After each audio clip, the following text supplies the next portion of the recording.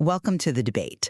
We are looking at a man today who, in my view, attempted probably the most audacious intellectual reboot in history. We're talking about Edmund Husserl. Now, I know people often dismiss philosophy as abstract, but Husserl was a mathematician. He wanted certainty. He wanted a foundation for science that was, absolutely unshakable. And to get there, he decided we had to stop looking at the world and start looking at the lens we're seeing it through. And that is exactly where he went off the rails. Look, I have immense respect for Husserl's intellect. The man was a giant, no question. But we are here to discuss a very specific turn in his thinking. The shift where he decided that the only way to save reality was to retreat entirely into the mind. He called it transcendental phenomenology, which is a mouthful, but let's be honest, it's an intellectual trap. It's the philosophy of a man locked in a room, convincing himself that the room only exists because he's looking at it. Okay, that is a massive oversimplification, and you know it. We are debating the shift Husserl made, around 1913. The question is this: can we reach absolute truth by bracketing the external world, by putting our assumptions on hold, and focusing solely on consciousness? Or, as you seem to think, does that just turn us into solipsists, totally cut off from reality? It's not just what I think, it's what his best students thought. You look at the early Husserl, and he's a realist. He's fighting for logic. Then suddenly, he pivots. He starts telling us that the world is constituted by the ego. So that's the debate. Did he unlock the secrets of consciousness, or did he just, lose touch with the real world? He didn't lose the world. He found the source of it. But okay, we're getting ahead of ourselves. To really understand why this matters, we have to start with where we all live right now. It's what Husserl called the natural attitude. Which is just a fancy way of saying common sense. It's more than common sense. It's a trance.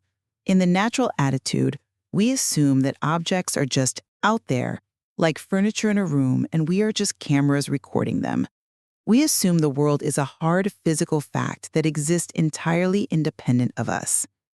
Husserl's genius was to say, stop, look at that assumption. You are not a camera. You are an active participant. To truly understand reality, you have to perform the apoche. You have to suspend that belief.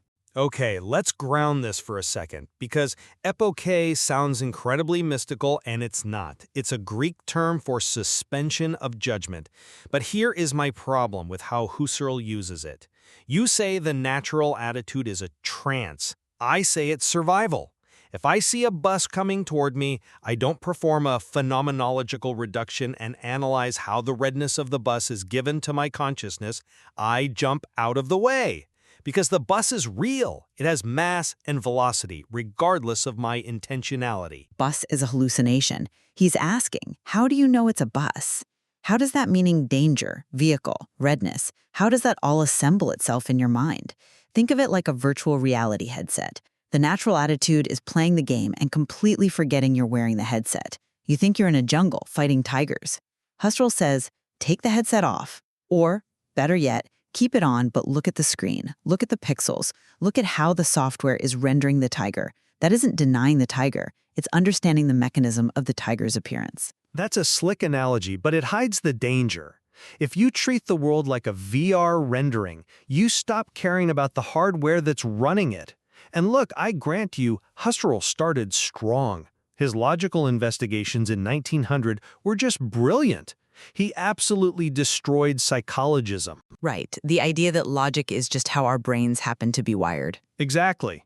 He proved that 2 + 2 = 4 is true whether humans exist or not. It's an objective truth.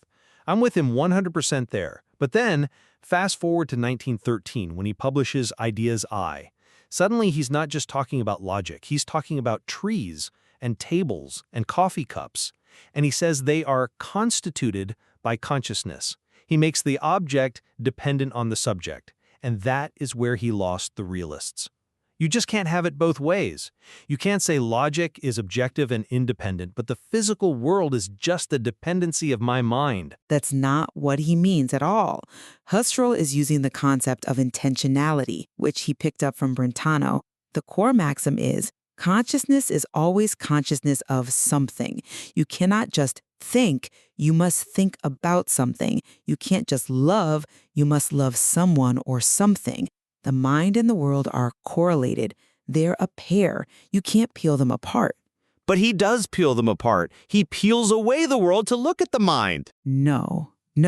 He peels away our prejudices about the world. He wants to see the things themselves as they actually appear, not as physics tells us they are. If you strip away the observer, you aren't left with reality. You're left with a mathematical abstraction. Husserl is saying that the only reality we have access to is the one that appears to us. Constituting the object just means putting together the different profiles, the front view, the back view, the memory of it, into a coherent whole. The mind is active. It's building the image. Okay, but listen to what you're admitting there. You're saying the mind builds the image. If I'm building it, how do I know I'm not building it wrong? How do I know there's anything behind the facade? This is the issue his student Roman Ingarden had. Ingarden was a die-hard realist. He basically told Husserl, "Master, if you keep going down this road, you're going to end up in solipsism. If the world is just a correlate of my consciousness, then I am effectively alone in a theater of my own making." Solipsism is, well, it's the lazy critique, isn't it? It's what everyone throws at idealism because it's a scary thought. But Husserl was way ahead of that. This brings us to the mechanism of the reduction itself. We need to distinguish between the noeseus, the act of thinking, and the noema, which is the thing as it is thought. Ah, the noema. This is probably the most controversial concept in the whole framework. It's controversial because people want it to be simple. Think about the house example. You're standing in front of a house. You see the front door, the windows. That is a proper presentation. It's bodily present. Now walk away, go to a coffee shop, and think about the house. The house is not there physically, but you are still intending the same house. The nomia, the meaning of that house, is consistent, even though the mode of access has changed. Husserl lets us study that meaning structure directly. We can analyze the essence of houseness without needing to go bang on the drywall to see if it's real. But that's just psychology. If I'm analyzing my memory of the house or my concept of the house, I am looking at my internal mental furniture. I am not looking at the house. This was the fight he had with Frege. Frege said there is the sense, the meaning, and the reference, the actual object. Husserl blurs them. He fuses the object into the act of perception. So if you bracket the existence of the external world, you are effectively cutting the cord to the reference. You're just studying the sense. You're studying the internal movie. You keep calling it an internal movie like it's a hallucination. It's not. It's the essence. Husserl developed a tool for this called eidetic variation. It's brilliant, really. Let's say I want to understand what a cup is. I don't need to go out and measure 5,000 cups. I can do it right here, in my mind. I imagine a cup. Can I change the color? Yes, it's still a cup. Can I make it giant? Yep, still a cup. Can I seal the top so liquid can't get in? Then it's a block, not a cup. Exactly. The moment I seal the top, the cupness explodes. It vanishes. By doing this little mental variation, I have discovered an absolute invariant truth about the essence of a cup. It must be a vessel capable of containment. I discovered that without leaving my armchair. That is rigorous science. That is getting to the things themselves, the essences that govern reality. Okay, that works for cups. It works for triangles. Husserl was a mathematician, and he treats the world like geometry. But try doing eidetic variation on your wife. Try doing it on the Nazis marching in Berlin outside his window. You can't just vary history in your mind and call it truth. The world has a brute force resistance that this method just ignores. And this leads us to the absolute hardest problem for Husserl, the one he spent years agonizing over. Other people. Intersubjectivity. Right. If I am this transcendental ego, this godlike creator of meaning, and I constitute the world, then I must also constitute you. You are just a phenomenon in my visual field. You're a coat and a hat and a sound stream coming at me. How do I know you have a mind? How do I know you aren't just a philosophical zombie? Under Husserl's strict rules, I can't know that. I am trapped. He addresses this head-on in the Cartesian Meditations. He doesn't dodge it. He describes the sphere of ownness, what is undeniably mine, my body, my sensations. But then I encounter something unique in my field of vision. I see a body that looks like mine. It moves like mine. It looks like mine? That's the argument? That's it? It's deeper than that. It's pairing. It's an associative transfer of meaning. I see your physical behavior, you flinch when you touch fire, just like I do. Instantly, involuntarily, my ego transfers the sense of subject onto you. I grasp you by analogy. I don't telepathically enter your mind, but I experience you as an alter ego, another I.